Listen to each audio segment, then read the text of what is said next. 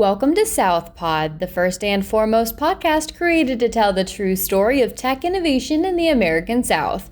Southpod is hosted by Dig South founder Stanfield Gray and produced by Dig South Tech Media, the South's tech hub.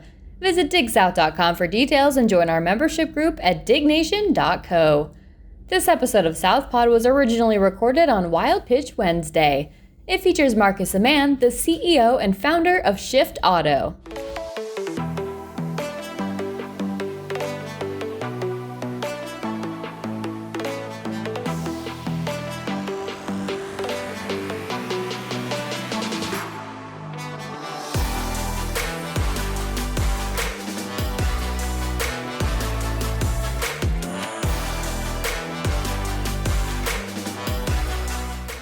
Hello, Dig Nation. Welcome back to Wild Pitch Wednesday, the virtual event where startups present to a live audience of investors, tech executives, entrepreneurs, and Dig Nation members.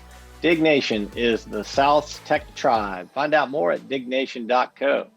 Wild Pitch Wednesday is powered by Dig South, the South's favorite and foremost tech media and events company. My name is Stanfield Gray. I'm your host and the founder and CEO of Dig South. Today, we are joined by Marcus Amann, a former automotive service manager and the CEO and co-founder of Shyft Auto. Shyft Auto helps reduce chaos at automotive repair shops while giving consumers an Amazon-like experience for service.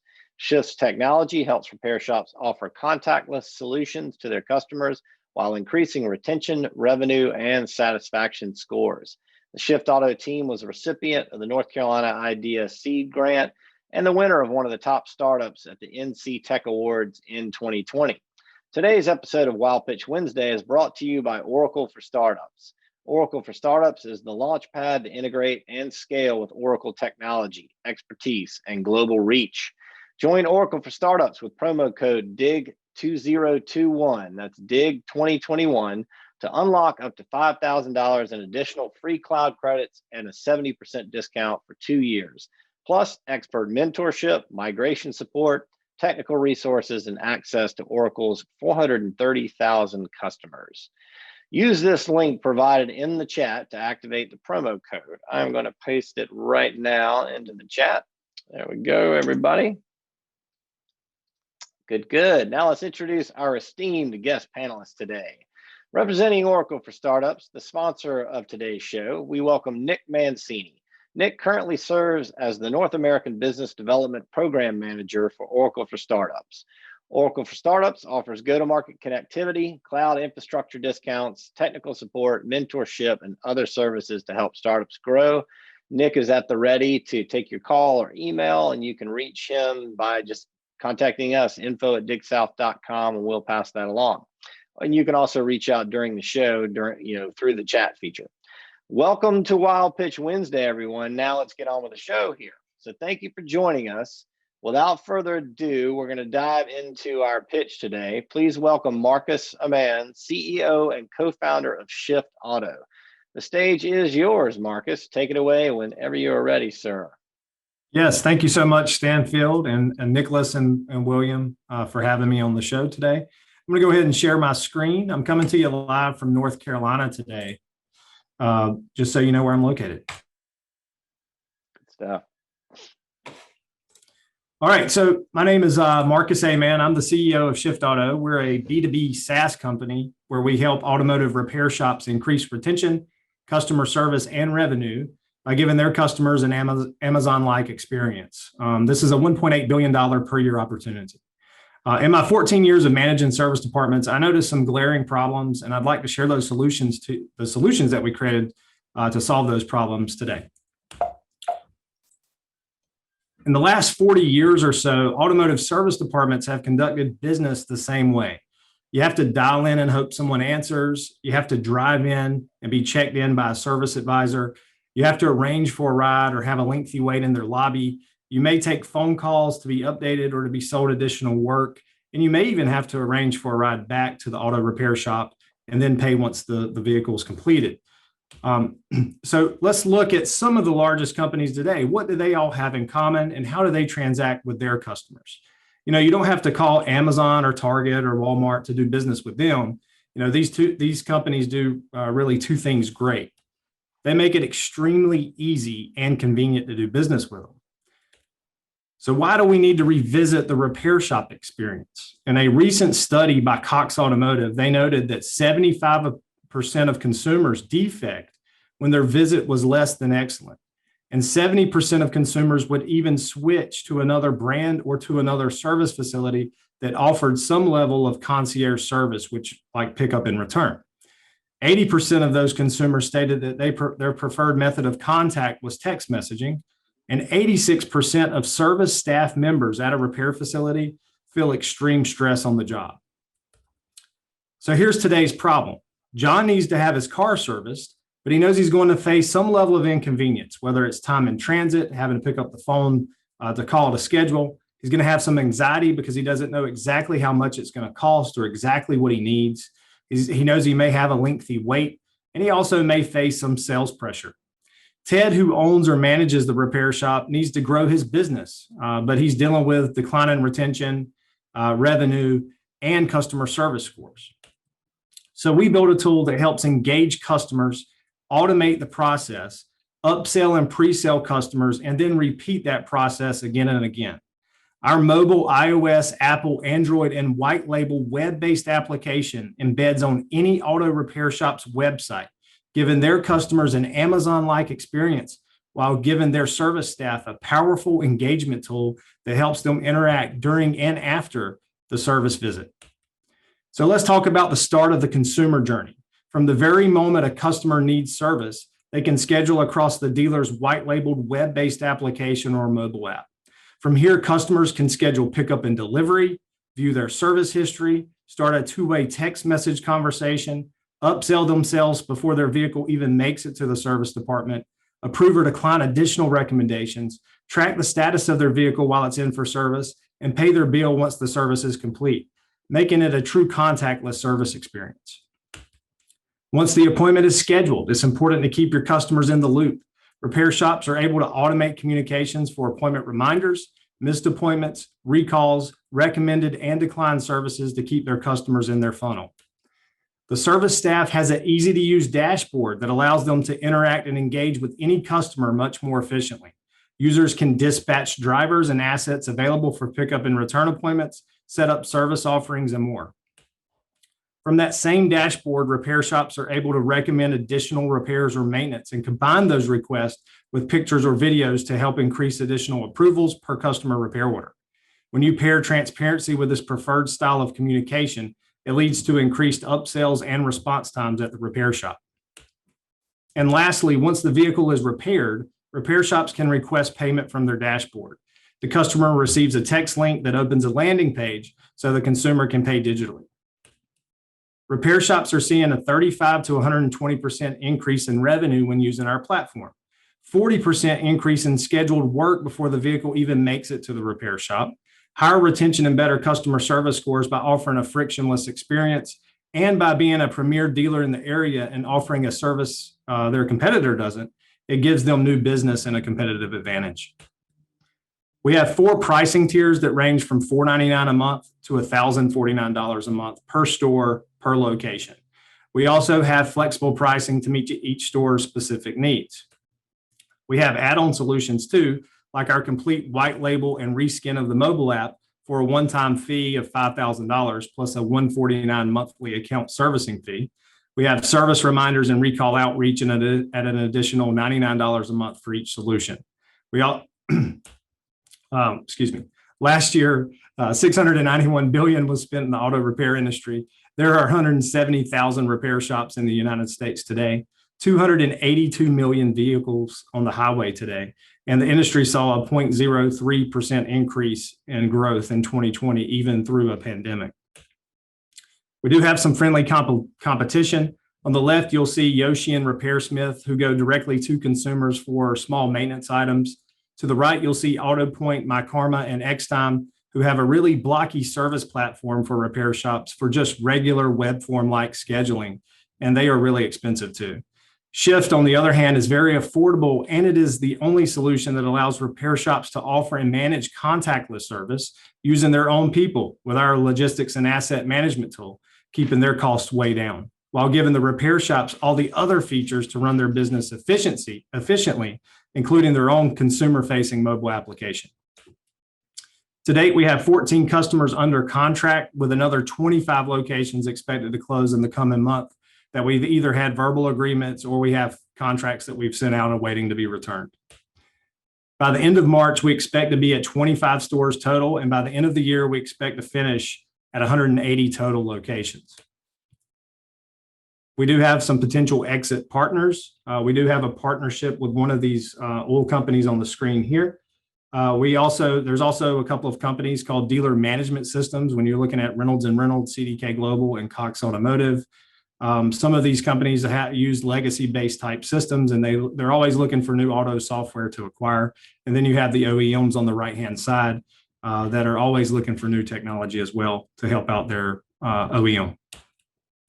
We have an awesome team. I've been in the industry for over 14 years managing service departments and teams of 65 plus people in P&Ls. My awesome technical co-founder, Peter Seymour, has over 24 years of bringing web-based IT solutions to life and managing over 100 developers at one time. He's worked for companies like Sun Microsystems, Oracle, and NASA. Matthew Blackman is another one of our co-founders, and he's our CTO, and there's nobody better than him. He has 15 plus years building back-end software and managing remote teams. And Hal Eason is an active board member who has an MBA in finance from Harvard Business School, and he's acting as our fractional CFO.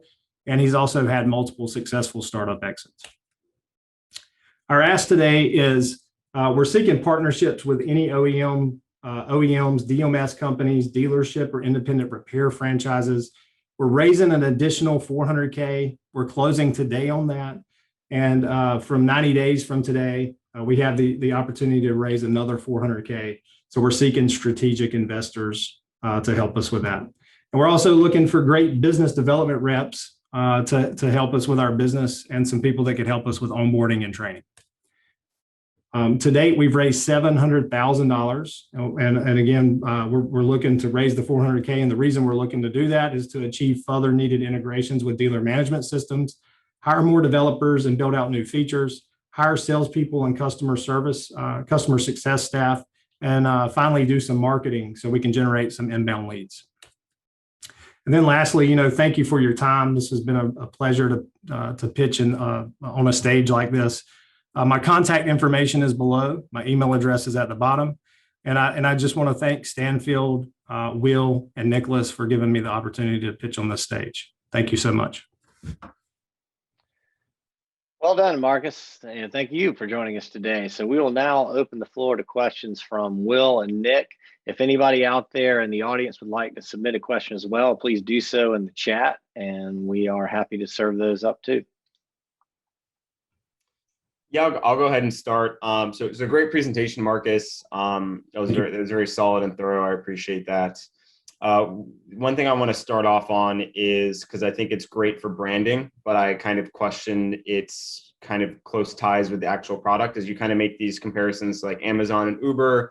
And Amazon's a marketplace, so anyone can just throw stuff on there. I can purchase it, it gets delivered. Uber, I click a button, I get a car, I bring it back, or I go to a place, I'm done. But here you've got to integrate into these departments' kind of tech stacks.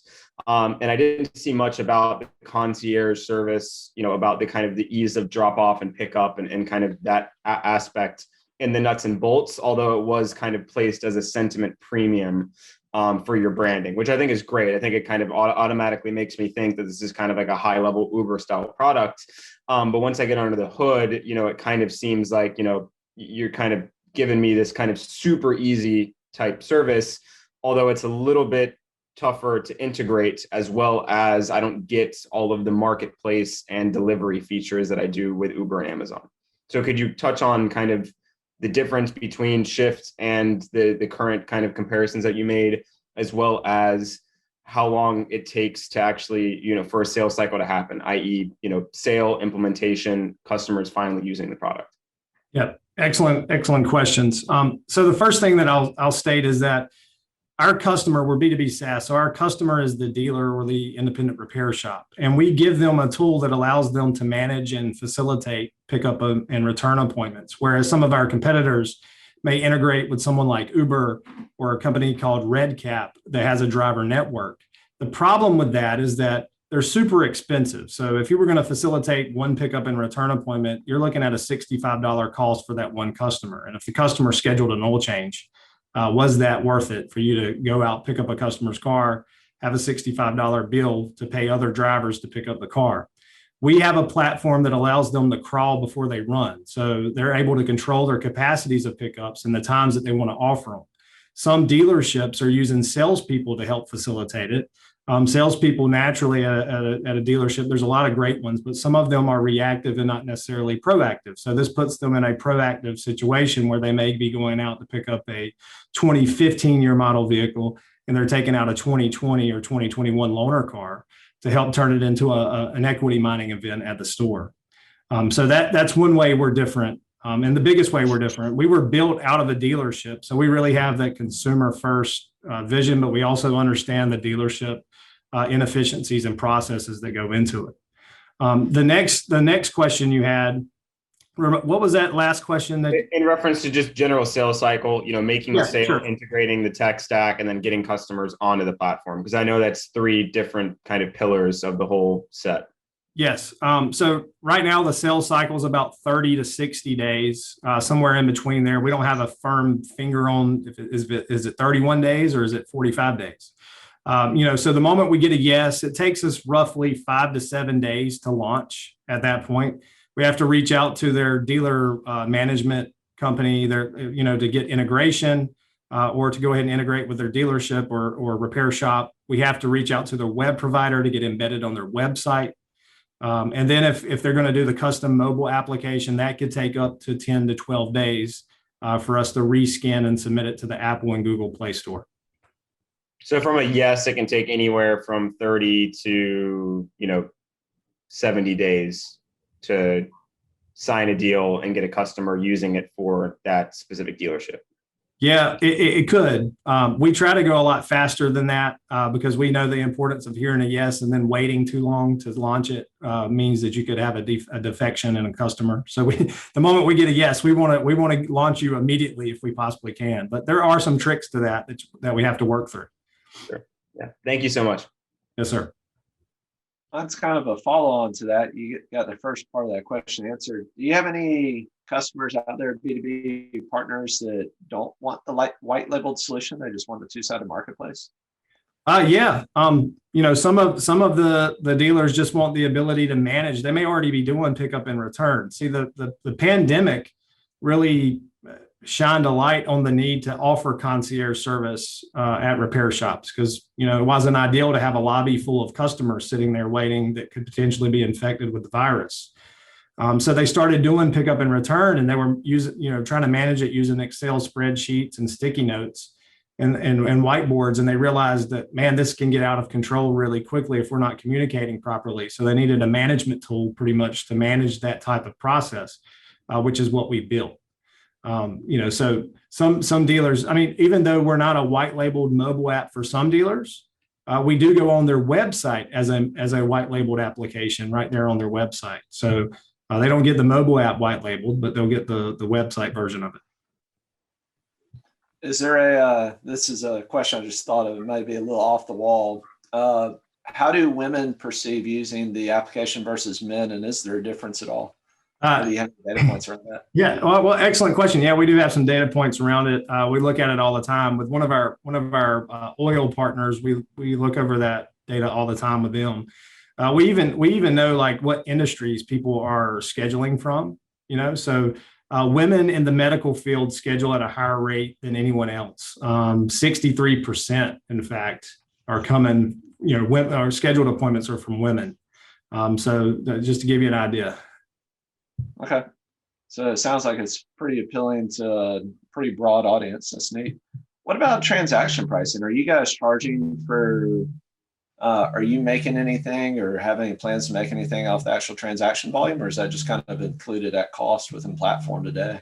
Right now it's included in cost, but we are looking at being able to collect a transaction fee, either, because we have in our roadmap, we have a consumer facing portion from our website where a customer would search by zip code, find a dealer if they're looking the fastest, easiest repair facility that maybe does pick up in return, or just the cheapest repair facility. We provide the lead. We take a percentage of the scheduled dollar amount that's coming to the repair shop, and then there's a transaction fee after that happens. Okay. And from a rising data privacy concern, obviously you have lots of not only shop data, but you also have lots of consumer facing data. Are there any early indications of where consumers may, on the B2C side, have additional paths to revenue or additional services that you might be able to offer them that are independent of the shops? Yeah, absolutely. Absolutely. Great question.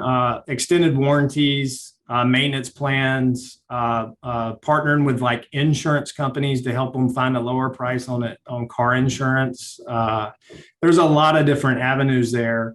And we've spoken to quite a few of different companies that, thinking about the future and how we could, send different offerings to the consumers that are using our application.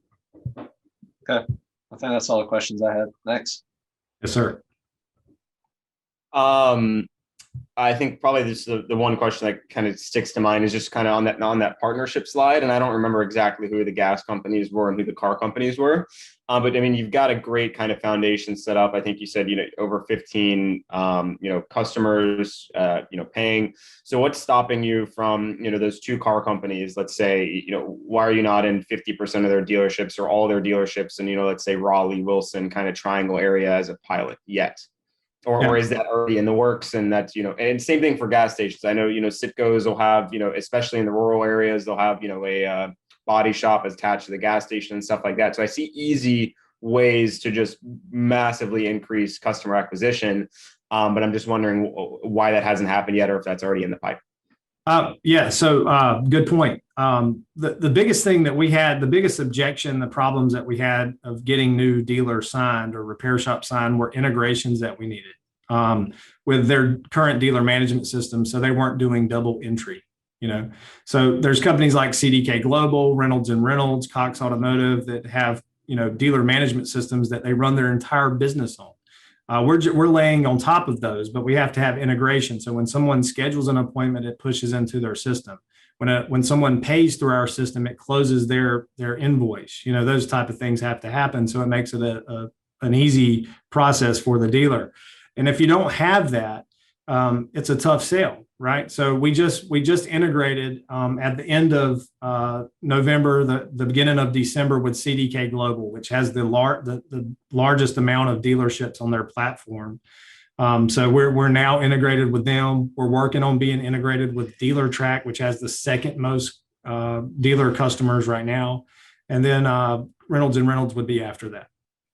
So I guess in the context of the partnerships, what are the partnerships? Is it, once I get integrated with XYZ systems, we're ready to throw a couple pilots in, or is it just like, hey, we like this product, we want to, just sign a partnership and just figure things out as your technology evolves? Yeah. So yes, that is the way you just described the last part of it is kind of like a let's see how it goes type deal with one of the oil companies there. We are in a paid pilot with them and one of their OEMs. See, the oil company's interested in selling more oil. And if we can help them do that, that's what they're really interested in. Through our application, if a customer were to schedule a basic oil change, on the very next screen, it's going to ask them to upgrade to a higher dollar amount oil change. So like you scheduled a basic, would you like to upgrade to a Mobile 1 full synthetic, which is going to give them more parts gross. So they're really interested in that. And the dealerships or the OEMs are really looking at, technology that can help their dealers, not just during a pandemic, but for the future. Sure. Cool. Thank you so much.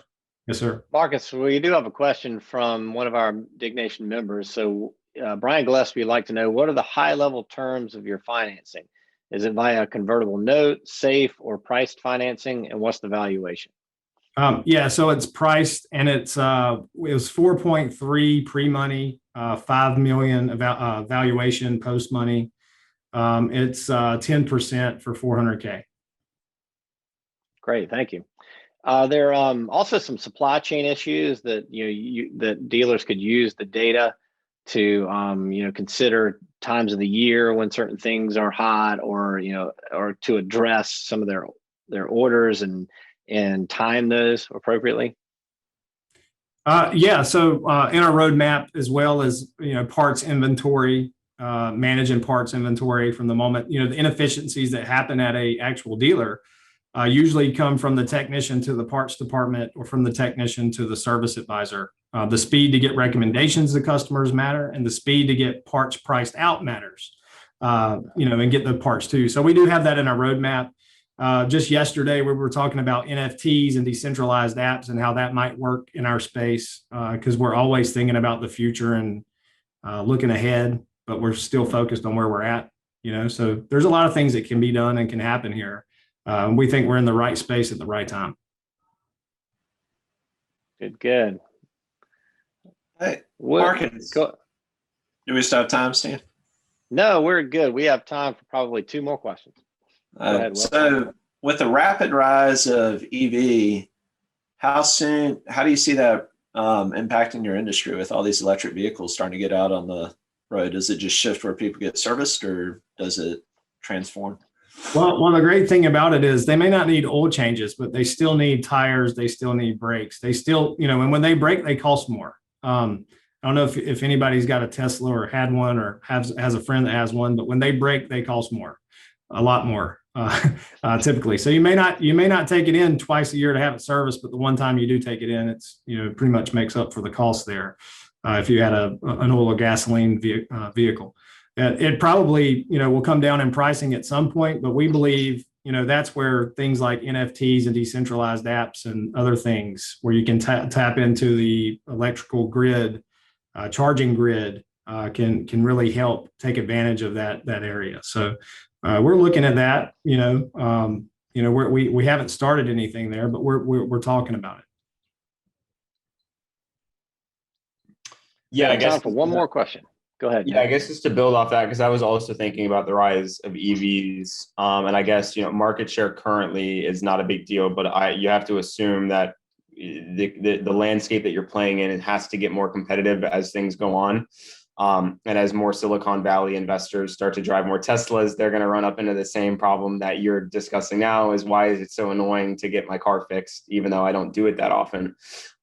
So I guess, you're starting kind of in the North Carolina region, I would assume, close to home, but eventually, there's a different culture shift in each different region as it pertains to vehicles and how they do things and how they perceive kind of the future and spend and things like that. So are you kind of thinking like, let's take over the South first and let's get really into the the oil and gas culture, tech Sunbelt kind of season, or is it once we get enough foundation in the South, let's pivot to focus on what the industry is going to look like over the next 5 to 10 years, or is it just we just need customers now and we'll worry about that in a year? Would love to know kind of your thoughts around attacking the future of the auto industry now that EVs are literally 50% of financial news these days. Yeah, we think about a little bit of everything that you just mentioned there. With EVs, I mean, it's gonna, you think about all the cars that are on the highway today and how long it would actually take all of those cars to be, to turn into electric vehicles. It's going to be a while before that really happens. The next thing is there's some interesting ways that we feel that we fit in there is being able to schedule us directly in dash from customers' cars. So when a car needs it, whether it's autonomous or if it's not autonomous, there's just a button they press in the dash, or the car commutes itself to the repair shop. We want to be part of that. And one of the steps that we've taken is to become OnStar integrated with General Motors. So we've gotten through the first stage of that process, and we're looking to complete that process there, so that when customers do need service, they just press a button, whether it's an electric car, a gasoline car, or an autonomous car. It brings itself into the shop. Very cool. That's a good idea for the integrations. Great. Great. Well, that draws our show to a conclusion today. I want to thank our Dig Nation members and other guests for joining us on Wild Pitch Wednesday. I am your host, Stanfield Gray. It's been our pleasure to welcome Marcus Amann, CEO and co-founder of Shyft Auto. I'd like to thank our panelists, Nick Mancini and Will McGuire, and our sponsor, Oracle for Startups. Oracle for Startups' mission is to help startups grow and flourish. If you are a member of Dig Nation, a startup of any size in the B2B or B2C tech space, and looking for mentorship, access to global customers, and migration and tech support, this is the opportune time to sign up with Oracle Startup Program. Email us at info@digsouth.com and we will connect you to Oracle for Startups. To keep up with tech news in the South and learn more about Dig South's virtual events and memberships, subscribe to our e-news at digsouth.com. Learn more about the membership, specifically Dig Nation, the South's tech tribe. Visit dignation.co and view all the membership levels and benefits. That's dignation.co. To sponsor Wild Pitch Wednesday and other virtual programs, email us at info@digsouth.com for details. Until next, wait a minute, let me think. Next week will be Dig Cafe, then Wild Pitch Wednesday. We do rotate these shows. I want to make that clear to our audience. But until the next Wild Pitch Wednesday, which will be announced via our e-news at digsouth.com, this is Stanfield Gray, over and out. Thank you for joining us.